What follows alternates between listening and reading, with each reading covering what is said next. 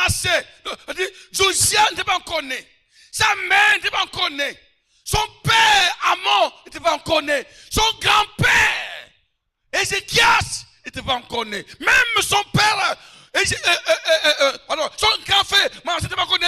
Même son arrière-grand-père, Ézéchias, n'était pas encore né. Mais la parole de Dieu tournait autour. Elle tournait autour, cherchant le moment précis, le temps fixé par l'Éternel pour s'accomplir. Il y a un temps fixé par Dieu dans ta vie. Il y a un temps fixé par Dieu dans ta vie. Il y a une prophétie qui a été annoncée. Le temps est fixé. Peu importe les circonstances, peu importe les situations. Alléluia. Cette prophétie-là va s'accomplir dans ta vie au nom puissant de l'agneau de Dieu. La naissance de Josias, la naissance de Josias et le nom qu'il porte nous enseigne que Dieu a écrit quelque chose sur la vie de chacun de nous. Et rien ne pourra empêcher l'accomplissement de ce que Dieu a écrit. Elle nous enseigne également que la parole prononcée a une puissance. Ce qu'un nom de Dieu prononce sur la vie d'une personne a un effet indiscutable. Ce que Jédidah a prononcé sur son fils Josias a eu un effet. Dieu profita de la parole de Jédidah pour accomplir la prophétie qui avait été annoncée par le prophète. Ce soir, je vais dire à quelqu'un qui est en l'air. Tu es en l'air, tu ne sais même pas là où tu vas parce que tu n'as pas encore rencontré une parole prophétique. Ce soir, je lève ma main sur toi et je prophétise sur toi en disant que, alléluia, tu ne seras plus en l'air. Le Seigneur va te localiser. Le Seigneur va te localiser. Le Seigneur va te localiser. Le Seigneur va te localiser. Il va conduire tes pas. Il va utiliser même la bouche des méchants pour accomplir sa promesse dans votre vie. Au nom puissant de l'agneau de Dieu. Deuxièmement, je vais dire à quelqu'un ce soir, l'enfant que tu as mis au monde n'est pas un fruit d'hasard. Ton fils, ta fille que tu as mis au monde n'est pas un fruit d'hasard. Alléluia. Ils sont nés par toi pour accomplir la prophétie de l'Éternel. Que Dieu te bénisse. Regardez très bien. Je peux vous dire quoi? Quand Dieu bénit là, quand Dieu bénit, le diable peut se lever contre toi. C'est Amon qui était le premier instrument que Satan voulait utiliser pour mettre fin à la vie de son fils Josias. Dans la même maison. Le père qu'il a mis au monde fut le premier canal que l'ennemi voulait utiliser pour mettre fin à la vie de Josias. Quand Jésus est né, qui était au trône, le roi Hérode, le diable va passer par Hérode pour tenter de mettre fin à la vie de Jésus. Les hommes de destinée sont toujours attaqués dès le matin de leur naissance. Les hommes de destinée, les femmes destinées sont menacées par le diable dès le matin. Dès le matin. Parce que les exigences dérangent tellement le royaume des ténèbres. Si tu es un homme de destinée, tu es une fille destinée, tu peux être pauvre, tu peux ne pas avoir de l'argent, mais ton exigence est une perturbation contre le royaume des ténèbres. Gardez ça, c'est la vérité. Ne vous demandez pas pourquoi je suis attaqué tout le temps, pourquoi je suis menacé tout le temps, Non, tu es un homme de destinée, ta vie est dérangée. Regardez, Josias était le fils biologique d'Amon. Et le Talmud déclare que Amon tenta, lorsqu'il a été remonté en extase, il criait comme un fou. On me réclame le sang de mon fils Josias. J'ai vu Josias pour égorger. Sa maman aurait pris l'enfant et l'a jeté hors clôture. Il dit quoi? Ce que ton père a fait là, je ne verrai plus ça ici. Jamais. Je ne fais ça. Josias fut attaqué dès le matin. Pourquoi? Parce que un nom de l'Éternel avait prononcé, avait déclaré sa naissance. Et la parole là le gardait. Jésus-Christ Balaam voulait faire. Il a voulu passer par Balaam pour maudire Israël. Mais Dieu avait déjà décidé de bénir son peuple. Balaam déclara donc. Balaam, en voulant maudire, il va déclarer ce que Dieu a dit. Balaam va déclarer que Dieu ne change pas d'avis. Dieu ne change pas d'avis comme les hommes changent d'avis. Josias est né. Prophétie vite accomplir. Les hommes peuvent être influencés par l'argent pour ne pas accomplir leurs promesses. Les hommes peuvent être influencés par des circonstances, par des situations pour ne pas accomplir leurs promesses. Mais Dieu, lui, là, rien ne le met la pression. Rien, aucune situation ne peut l'influencer alors à ne plus accomplir la promesse qu'il t'a faite si vraiment tu marches dans la fidélité, dans la sainteté. Alléluia. Dieu est fidèle. Josias aurait été exécuté sur Asherah. Mais Dieu a dit non. Dieu a dit non. L'ennemi a passé dans sa propre famille, son père à mort. Si tu es un homme de destinée, le diable même peut saisir ta mère, ton frère, ton père même biologique, pour te faire du mal, pour te détruire, même si après il va regretter. Mais si la parole de Dieu est sur toi, rien. Alléluia. Ce soir, je te bénis et je déclare que peu importe le canal par lequel l'ennemi va passer pour briser tes rêves, ce canal peut être de ta famille. Je te déclare ce soir que rien ne pourra te détruire au nom de Jésus-Christ. Si tu étais le candidat sélectionné pour être exécuté, je déclare que tu n'es plus le candidat pour être exécuté, mais tu es le candidat pour régner au nom de Jésus-Christ.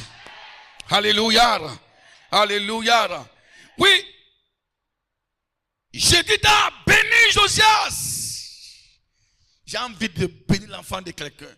J'ai envie de bénir la fille de quelqu'un. Comme tu es là ce soir, dans la présence du Seigneur, ce que je crois qu'il y a l'onction ici. Il y a l'onction sur l'autel. Il y a l'onction sur l'autel. Il y a l'onction dans le sanctuaire de l'Éternel. As-tu un enfant en qui tu ne crois pas? As-tu une fille en qui tu ne crois pas? Peu importe le nom de tes enfants. J'ouvre ma bouche ce soir à l'état de Jédida. Je bénis les fruits de tes entrailles. Au nom puissant de Jésus-Christ. Amon est mort. Il n'a pas vu le règne de son fils Josias. Mais Jédida a vu ça. Il a vu ça. Je te déclare ce soir. Tu verras le règne de tes enfants. Au nom puissant de l'agneau de Dieu. Tes enfants parleront de toi. Tes filles parleront de toi. Ils parleront de toi. Ils parleront de toi. Ils parleront de toi. Le Seigneur va prolonger ta vie. Au nom de Jésus-Christ. Jédida a souffert à cause de Josias. Elle a combattu pour le défendre. Elle a lutté pour le défendre. Elle a lutté. Elle a pris Josias. Elle a jeté hors de la clôture pour sauver son fils Josias. Tu es en train de souffrir pour tes enfants. Tu luttes pour eux. La lutte que tu mènes, le combat que tu mènes pour les ravenir, ne serait pas un combat en vain. Le Seigneur va te consoler. Le Seigneur va te consoler. Le Seigneur va te consoler. Josias a consolé sa mère. Josias a guéri les cœurs brisés. Josias a restauré Israël. Il a bandé la plaie. Il a ramené sa mère dans la joie. Il a fait oublier les blessures de sa mère Jédida. Je te déclare ce soir, tu seras un instrument par lequel Dieu va passer pour guérir les cœurs. Tu vas guérir les cœurs de ton père, les cœurs de ta mère. Tu ne seras pas un enfant inutile, un jeune inutile. Toi, madame, qui souffre, qui se réveille le matin à 5 h du matin, à 6 h du matin, pour préparer des enfants, je te déclare ce soir, tu verras les fruits au nom puissant de Jésus-Christ. C'est pourquoi il est très important d'éduquer vos enfants dans la voie du Seigneur. Ne vous contentez pas seulement de les élever intellectuellement. C'est bon, mais ça ne suffit pas. Si l'enfant est un intellectuel, s'il a des diplômes et qu'il n'a pas Dieu dans son cœur, il est le plus manquant dans sa vie. Alléluia. Dieu ne ment pas. Dieu ne ment pas. Samuel va dire à Saül, dans 1 Samuel 15, 59, il dit, celui qui est la force d'Israël ne ment point et ne se répand point. Celui qui est la force d'Israël ne ment point et ne se répand point. Dieu ne va pas te mentir. Si tu restes dans sa volonté, tu verras sa parole s'accomplir dans votre vie. Et Paul dira à Timothée, Dieu qui t'a choisi, qui t'a appelé, qui a passé par moi pour te oindre, n'est pas un Dieu qui ment, ni un Dieu qui se répand. Il a accompli ses promesses. Mon fils, garde le dépôt qui est en toi, car Dieu est un Dieu de vérité. Et l'auteur des Hébreux va dire que il est impossible que Dieu mente. Que c'est impossible que Dieu profère des mensonges. Dieu est un Dieu de vérité. Ce qu'il a dit va s'accomplir. 3 siècles plus tard, 3 siècles avant la naissance de l'arrière-grand-père Ézéchias, de Josias, hein? Avant la naissance de Manassé, avant la naissance d'Amon, avant la naissance de sa mère. Mais cela puisse s'accomplir. Ça veut dire quoi? Ça veut dire quoi? Dieu te connaît avant ta naissance. Dieu te connaît avant ta naissance. Il connaît ton identité. La prophétie de la naissance de Josias et son accomplissement montre que Dieu connaissait d'avance son identité et sa mission. Même si ses parents qui lui ont donné le nom ne le savaient pas, mais Dieu le connaît. Mais il est frappant que ce nom a été donné prophétiquement sans que sa main ne soit au courant. Dieu connaît pourquoi tu es sur cette terre. Ne mène pas ta vie comme tu le veux. Et c'est pourquoi je suis là. Si nous pouvons comprendre que chacun de nous a une destinée, Dieu a un plan pour chacun, les hommes n'allaient pas perdre leur temps à poursuivre les collègues, à les combattre. Oui, tu as une destinée, j'ai une destinée.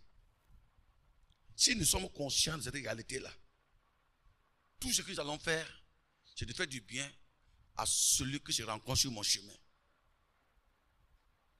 Mais pourquoi parfois ce que Dieu dit de nous ne s'accomplit pas? Dieu a dit que tu seras un grand homme. Voilà, tu prends le temps pour combattre les autres. Au lieu d'activer pour l'accomplir destinée, tu prends ton temps là, tu quittes la voie du Seigneur et tu combats les autres. Amon n'était pas né pour mourir très tôt. Mais il a quitté le chemin de sa destinée pour faire ce que le diable veut. C'est pourquoi il est mort. Vivons pour le bien. Vivons pour le bien. Que dans ton existence, cette terre ne soit jamais le malheur de quelqu'un. Fais tout possible pour que ta vie là ne soit pas la cause du malheur de quelqu'un. Si ta vie est la cause du malheur de quelqu'un, ça étouffe la destinée. Fais tout possible dans ton langage, dans ton caractère, que rien ne soit quoi? Le malheur de quelqu'un. Semez pour le bien. Semez pour le bien. Semez pour le bien. Vous voyez, le Mistral déclare que Jédida a pleuré. Elle est allée faire des grands sacrifices. Elle a bâti des autels en faveur de Josias pour que Josias ne soit pas tué par son père. Elle a imploré le Dieu d'Abraham. Alors que son mari dit qu'il ne veut plus entendre quelqu'un dire Dieu d'Abraham. Mais elle a bâti des autels. Elle a imploré Dieu d'Abraham, Dieu d'Isaac, Dieu de Jacob, sauve Josias. Ah, mon frère, ma soeur, la destinée de tes enfants, parfois aussi, est dans notre main. Ne cessez pas de faire du bien à vos enfants. Ne cessez pas de bâtir des autels, des sacrifices pour leur avenir. Voilà, le royaume de ténèbres bâtit quoi? Des autels contre nos enfants. Ils bâtissent des autels contre notre avenir. Nous devons aussi apprendre à bâtir des autels pour nos enfants. Comme l'a fait Jédida. Cessez de parler le négatif sur vos enfants. Cessez de prononcer des mauvaises paroles sur vos enfants. Mais apprenez à prier pour eux, à bâtir des autels vivants, en les confiant entre les mains de Dieu.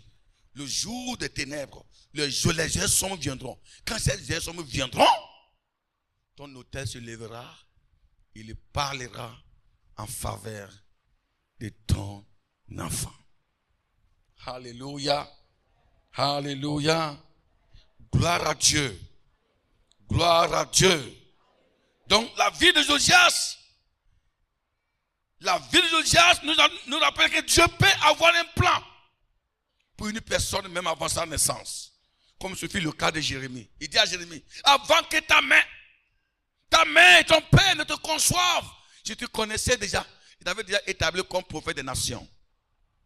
Voilà. Donc, ta destinée est connue d'avance dans le ciel. Alléluia. Ce que tu dois devenir est déjà connu au ciel. Amen. Ce que je dois devenir est déjà connu avant ma naissance. Donc ne me combat pas. Ne me menace pas. Quand vous menacez un homme de destinée, vous menacez Dieu. Quand vous vous levez, vous prenez tout votre temps à combattre contre un homme de destinée.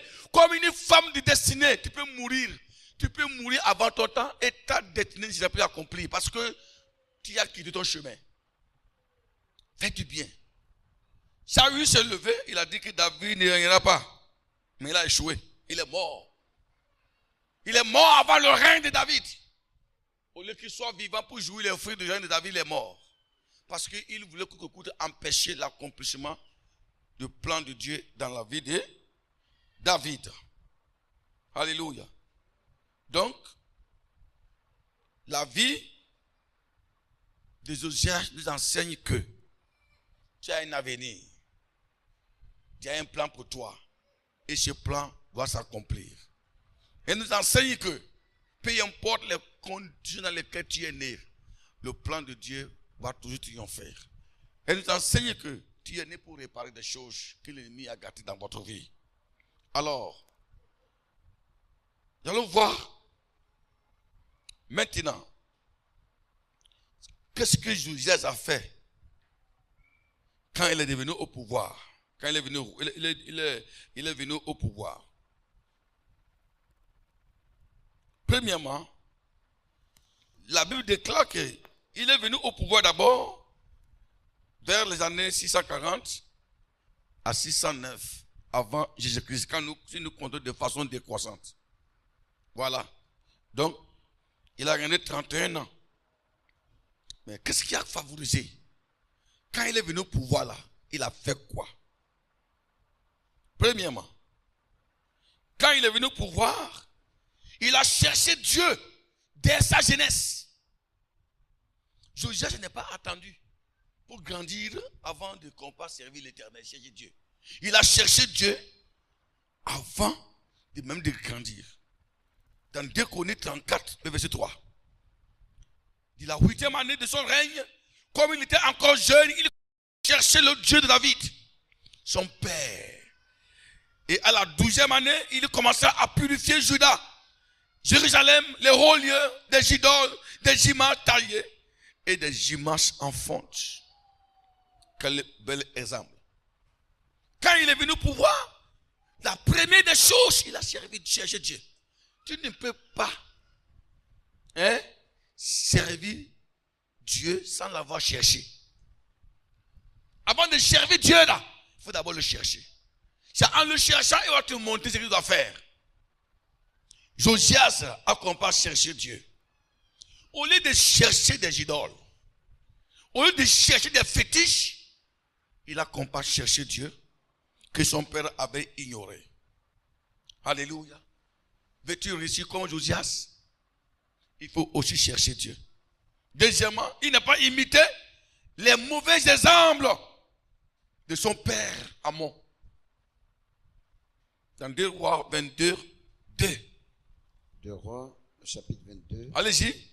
Verset 2. La parole de Roi. Tu n'es pas là? 2 Rois 22, 2. Allez-y. Il fit ce qui est droit aux yeux de l'Éternel.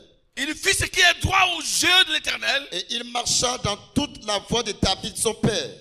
Et il marcha dans toute la voie de David son père. C'est bon. Pourquoi la Bible ne dit pas qu'il a marché dans la voie de David, dans la voie de son père Amon? Alors c'est son père Amon qui est son père biologique. Mais le chroniqueur saute. Le chroniqueur saute. Amon, il saute. Même Manassé, il dit, il marcha dans la vie, dans la voie de son père David. Ça veut dire quoi? Manassé, quand il est venu au pouvoir, il a réinstauré le Dieu de ses pères. Il a dit, désormais, nous allons étudier l'histoire du roi David, l'histoire du roi Ézéchias, l'histoire d'Abraham. C'est leur exemple qui constitueront notre boucle, notre socle, notre exemple. Voici ce qu'il a fait. Donc, il a marché. Quand il est venu, il a dit quoi? Il dit, moi, mon idole, c'est David. Voilà. C'est pourquoi le chroniqueur dit, il a marché dans la voie de son père David. Ce n'est pas David qui l'a mis au monde. Non. Il dit, moi, mon idole, c'est David. Ce n'est pas Amon, ni Manassé. Mon idole, c'est David qui s'est choisi. Toi là, qui est ton idole? Je suis né, je vais imiter la voix de David, mon grand-père. Je ne le connais pas, mais j'ai appris ce qu'il a été en Israël. J'ai appris qu'il a battu Goliath. J'ai appris qu'il craignait Dieu. J'ai appris que Dieu l'a appelé, même son ami. David là, c'est mon idole. C'est mon père. C'est mon exemple. Qui est ton père? Tu ne peux pas réussir dans ta vie en prenant n'importe qui comme ton idole, en prenant n'importe qui comme ton mentor. Celui qui te suit, sa vie va t'influencer. Celui qui te imite, sa vie va t'influencer. Il faut apprendre à imiter des hommes qui ont marché avec Dieu dans l'intégrité, dans la fidélité. Alléluia. Voilà ce qu'il a fait. Troisièmement, il a détruit les dieux que son père Amon avait installés. Dans 2 Chroniques, chapitre 34, le verset 7, 34, verset 3. Lisez. 2 Chroniques 34, le verset 3. Oui, allez-y. 2 Chroniques 34, verset 3. La parole de Dieu déclare. La 8e année de son règne. La 8e année de son règne. Comme il était encore jeune. Comme il était encore jeune. Il commença à rechercher le Dieu de David son père. Oui. Et la 12e année. Oui. Il commença à purifier Juda et Jérusalem. Les hauts lieux. Des idoles. Des images taillées. Les images taillées. Et des images en fonce. Il a tout nettoyé. Voilà. Comment il a fait? Ce qu'il a fait là, ce n'est pas de la chair. D'abord, le verset 2 dit quoi? Il a commencé d'abord à chercher qui? L'Éternel. Et en cherchant Dieu, Dieu lui a dit, si tu veux voir ma gloire et tu veux réussir, va démolir ce que ton père avait fait. Dieu lui dit, va démolir ce que ton père avait fait. Servir Dieu, c'est d'abord le chercher à commettre sa volonté. La volonté de Dieu, c'est quoi ici dans le passage? C'est la destruction, c'est la purification du temple de l'Éternel, c'est la purification du pays. Tu dois détruire les autels sur lesquels les enfants étaient sacrifiés. Les hommes étaient, tu dois tout balayer, tout détruire. Voilà ce que le roi Josias a commencé par faire. Et il a engagé des gens à nettoyer, à balayer. En ce moment-là, le livre de la loi, on ne sait pas où se trouve. Il dit, balayez tout, nettoyez tout le temple. Ils ont tout détruit. Le pays était en chantier, un chantier spirituel. Ils ont tout cassé, Moloch, Astarté, Corolais, tout a été démoli. Il a envoyé des émissaires dans tout le pays. Ils ont tout détruit pour que le règne de Dieu revienne. Alléluia. Et il a découvert la parole de Dieu dans les décombres. 2 Rois 22, 8 à 11. 2 Rois, le chapitre 22, 8 à 11. La parole de Dieu déclare. Alors, Ikija, le souverain sacrificateur, dit à Shaphan, le secrétaire, oui, j'ai trouvé le livre de la loi dans la maison de l'Éternel. Vous comprenez cela? Et Ikija donna le livre à Shaphan. Mais c'est bon. Pendant qu'ils étaient en train de détruire, de creuser, de démolir là, ils ont découvert le livre de la loi. Il était enterré quelque part. Et en travaillant, ils ont découvert ça. Qui a fait ça? C'est Amon. Oui, comment il a été mauvais? Ils ont découvert ça. Ils ont découvert la loi. Si le temps n'était pas purifié, est-ce que la parole de Dieu a été découverte? Si vous voulez voir la main de Dieu dans votre vie, si vous voulez voir Dieu, purifiez-vous, sanctifiez-vous. La sanctification te fait découvrir la parole de Dieu. Quand tu te sanctifies, tu dois découvrir ce que Dieu veut que tu sois. Quand il détruisait, Ilikaïa était là. C'est qui Ilikaïa? Ilikaïa était le père du prophète Jérémie. Il était encore en vie.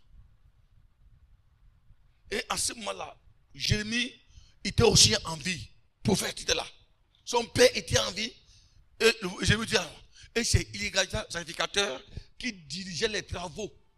Il dit, le livre de la loi qui a disparu pendant des années. Voilà, c'est ça ici. Qui l'a caché ici? Amon. Amon ne voulait plus que les gens connaissent la parole de Dieu.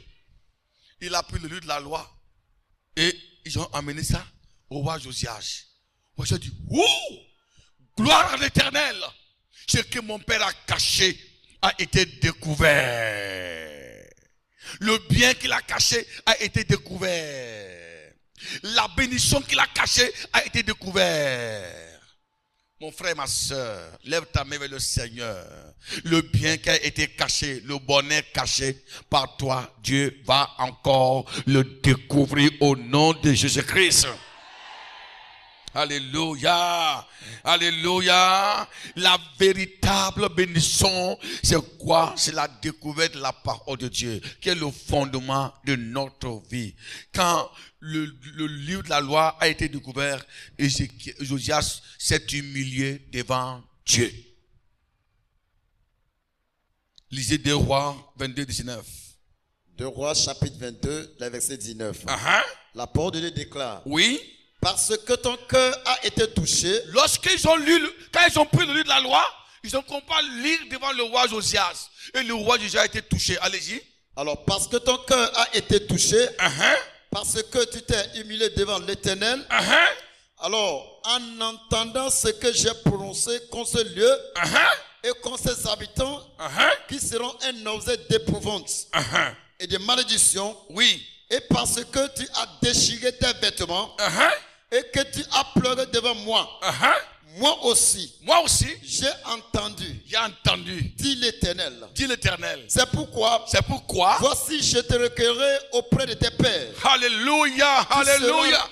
Allez-y. Tu seras recueilli en paix. Tu seras recueilli en paix. Dans ton sépulcre. Dans ton sépulcre. Et tes yeux ne verront pas tous les malheurs. Alléluia. Que je ferai venir sur ce lieu. Alléluia. Porter au roi cette réponse. Alléluia. Lorsque le livre a été découvert, ils ont lu le livre devant le roi Josias. Josias a déchiré sa chemise. Il est tombé du oh Seigneur, pardonnez le péché que tout le peuple d'Israël a fait. Et Dieu a parlé à la prophétesse Hulda. Il dit, dis-lui que j'avais dit des choses sur ce pays à cause des abominations de ton père. Mais à cause de ton humilité devant ma parole, je laisse tout tomber. Toi, Josias, désormais, tu vivras longtemps, tu verras les fils de tes fils.